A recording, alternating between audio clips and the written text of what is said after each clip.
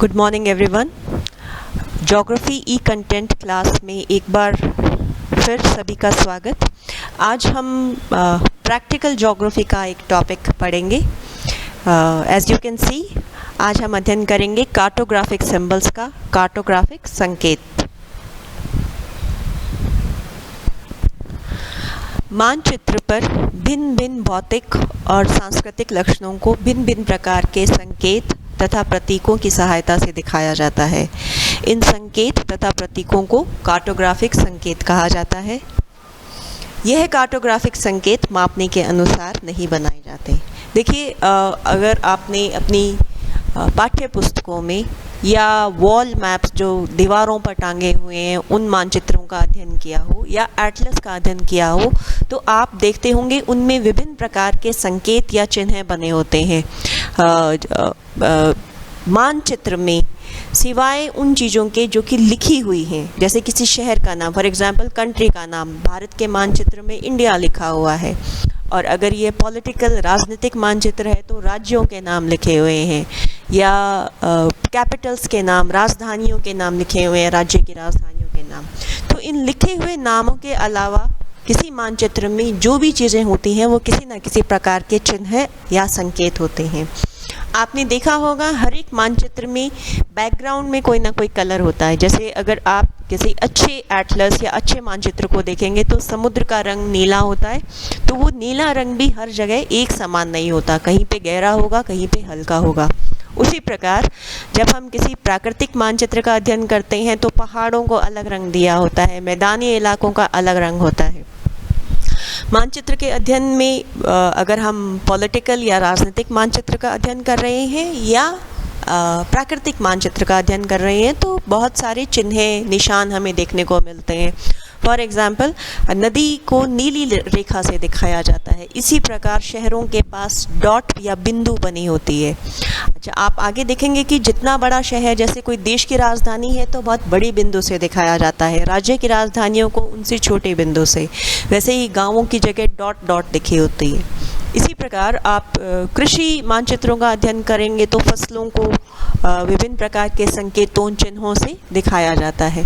तो ये सभी भौतिक और सांस्कृतिक लक्षण, भौतिक लक्षण जैसे पहाड़, नदी, मैदान, दलदल या पेड़ पौधे, इनको दिखाने के लिए सांस्कृतिक लक्षण यानी कि मनुष्य द्वारा निर्मित, फॉर एग्जांपल रेलवे लाइन को दिखाने के लिए या सड़क को दिखाने के लिए, नेशनल हाईवे, राष्ट्रीय राजमार्ग को प्रदर्शित करने के लिए, उसी प्रकार हॉस्पिटल को दिखाने के लिए किसी शहर के मानचित्र में, या स्कूल को दिखाने के लिए, मंदिर, गिरजाघर, मस्जिद, इन सभी चीज़ों को दिखाने के लिए मानचित्रों में संकेतों और प्रतीकों का प्रयोग किया जाता है। इनको हम कार्टोग्राफिक सिंबल्स या कार्टोग्राफिक संकेत कहते हैं। ध्यान रखने वाली बात यह है कि कार्टोग्राफिक संकेत मापनी के अनुसार नहीं बनाए जाते। तो ऐसा नहीं है कि अगर कोई मानचित्र, हनुमानगढ़ के मानचित्र में अगर कोई आधा सेंटीमीटर का मंदिर बना है तो उससे हम मापने के अनुसार उसको हम माप के बता सकें कि ये मंदिर कितना बड़ा है या कितना छोटा है। ये सिर्फ लोकेशन दिखाता है उस जगह, उस चीज़ की, उस सांस्कृतिक या भौतिक लक्षण की स्थिति से हमें अवगत करवाता है कि वो कहाँ पर लोकेटेड है। ये मापनी के अनुसार, स्केल के according, they are not made according to scale. Cartographic संकेतों की सहायता से मानचित्र अध्ययन सरल हो जाता है। अब जैसे आप भारत के मानचित्र का अध्ययन कर रहे हैं तो आप जहां नीली रेखा देखेंगे आप समझ जाएंगे ये नदी है। इसी प्रकार राज्यों की बाउंड्रियों को एक विभिन्न प्रकार की लाइन से दिखाया होगा। इंटरनेशनल बॉर्डर, जो हमारे अंतर्राष्ट्रीय बॉर्डर है, उसे अलग प्रकार की रेखा से दिखाया होगा। राजधानी है, उन्हें अलग प्रकार की एक बिंदु, साइज जिसका अलग होगा, उससे दिखाया जाएगा। देश की राजधानी को अलग प्रकार के बिंदु से दिखाया जाएगा। तो इनकी सहायता से हमें मानचित्र के अध्ययन में सहायता मिलती है। पाठकों की सुविधा के लिए प्रत्येक मानचित्र के नीचे अथवा एटलस के प्रारंभ में कार्टोग्राफिक संकेतों की सूची बनी होती है। देखिए, प्रत्येक मानचित्र के नीचे लेजेंड्स बने होते हैं। एक आपको पूरी सूची दी जाती है कि इस मानचित्र में इस निशान का मतलब ये है, या इस संकेत या इस चिन्ह का मतलब ये है। इसी प्रकार कलर के भी आपको संकेत का एक लेजेंड तैयार किया जाता है कि अगर कहीं पर इस शेड का भूरा रंग है यानी कि वो इस ऊंचाई को प्रदर्शित कर रहा है, या इस नीले रंग का यह शेड है तो वो समुद्र तल की इस गहराई को प्रदर्शित करता है। तो इनकी सहायता से कोई भी व्यक्ति मानचित्र का अध्ययन कर सकता है। उसे मानचित्र को देखना है और उसके नीचे बने हुए लेजेंड्स या संकेत को देखना है।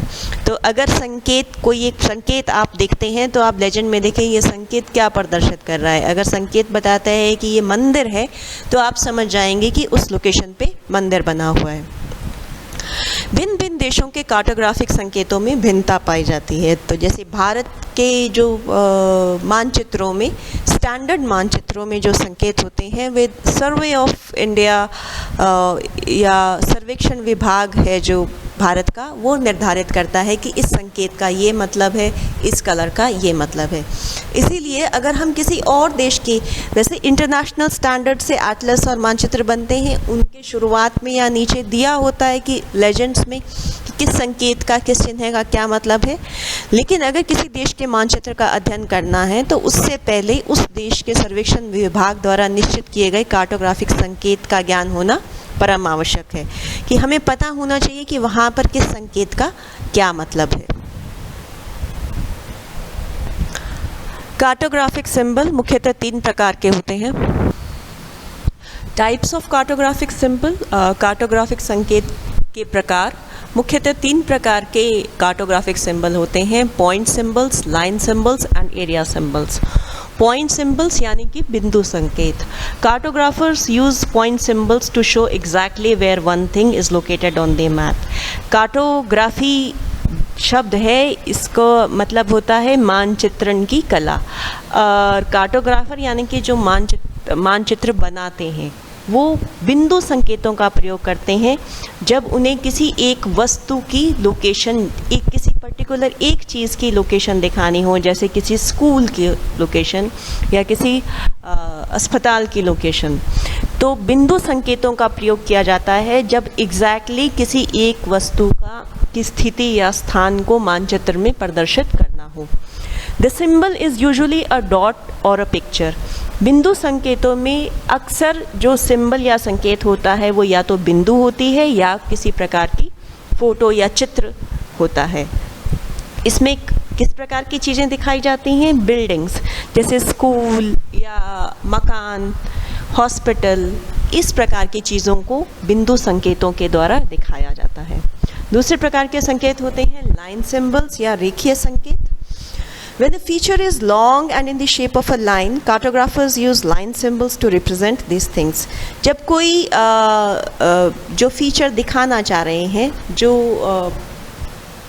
सांस्कृतिक या भौतिक वस्तु जिसका प्रदर्शन करना चाह रहे हैं वो लंबी है और एक लाइन की आकार में है, तब रेखीय संकेतों का प्रयोग किया जाता है। उदाहरण के लिए अगर कैनाल दिखानी है तो लाइन, रेखीय संकेत या लाइन सिंबल का प्रयोग किया जाएगा। उसी प्रकार अगर सड़क दिखानी है, नेशनल हाईवे, जो स्टेट हाईवे ये दिखाने हैं, अंतर्राष्ट्रीय, राष्ट्रीय सड़कें, राजमार्ग दिखाने हैं तो रेखीय संकेत का प्रयोग किया जाएगा।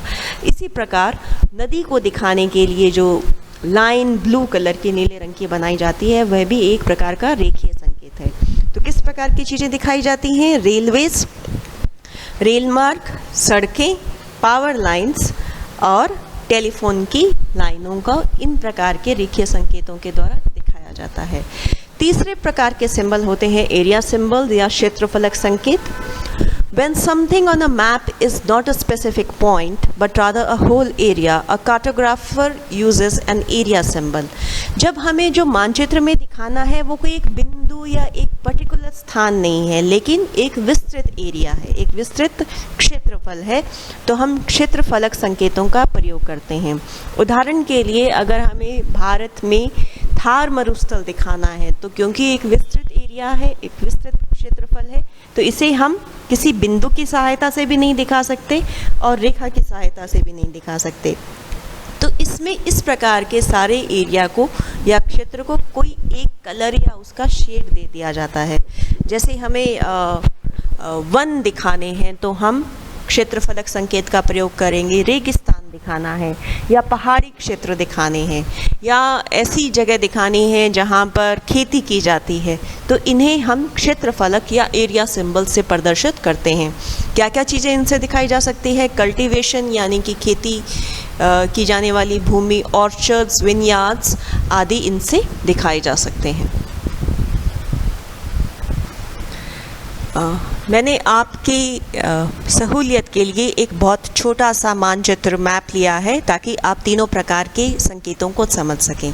देखिए, ये हमारा मानचित्र है जो बीच में ब्लैक बॉक्स के अंदर है, ये हमारा मानचित्र है। इसमें सबसे पहले हम पॉइंट सिंबल्स यानी कि बिंदु संकेतों का अध्ययन करते हैं।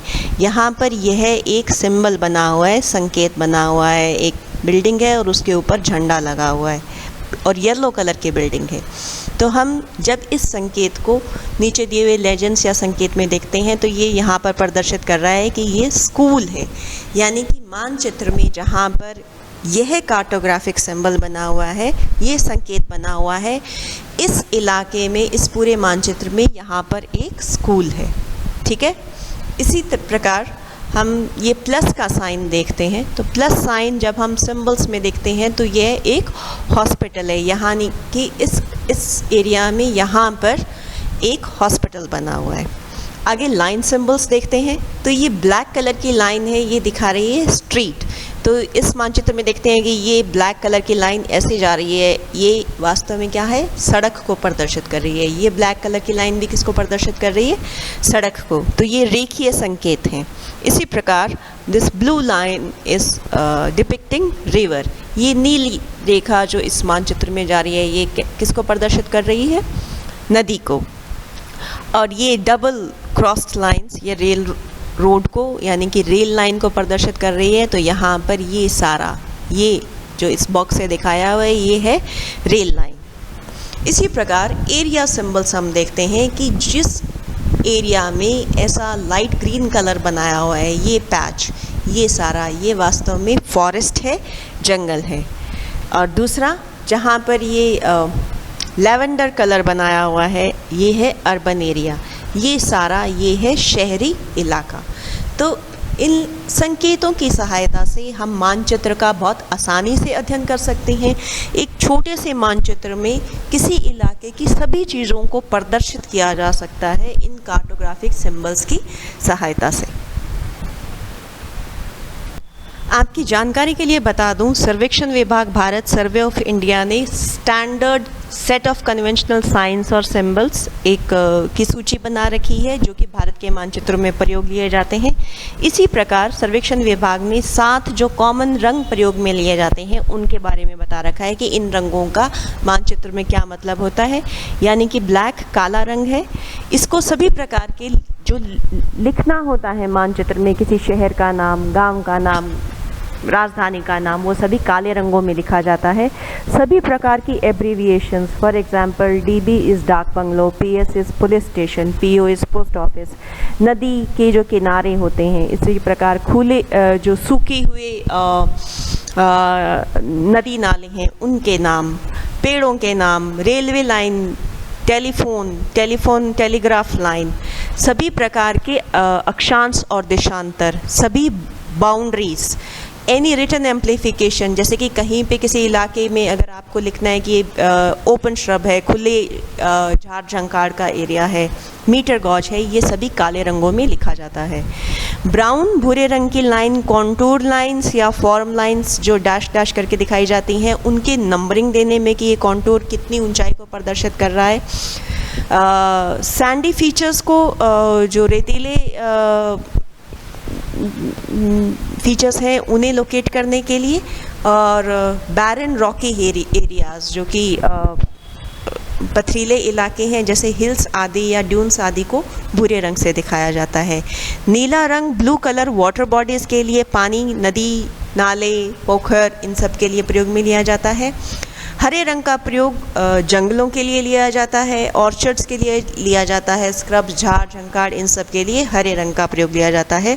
येलो कल्टीवेटेड एरिया जहाँ पर खेती की जा रही है उसे येलो रंग से दिखाया जाता है। Red is for grid lines, उनकी नंबरिंग के लिए, सड़कों के लिए, कच्ची सड़कें, पक्की सड़कें, फुटपाथ, सेटलमेंट्स के लिए जहाँ पर झोंपड़ियाँ दिखानी है, बिल्डिंग दिखानी है, लाल रंग का प्रयोग करते हैं। वाइट पैचेस अगर आपको मानचित्र में दिखते हैं तो ये अनकल्टिवेटेड एरिया है जहाँ पर खेती नहीं की जा रही, या glaciated and snow covered areas in mountains, या पहाड़ों का वो एरिया है जो कि बर्फ़ से ढका हुआ है। With this our topic ends.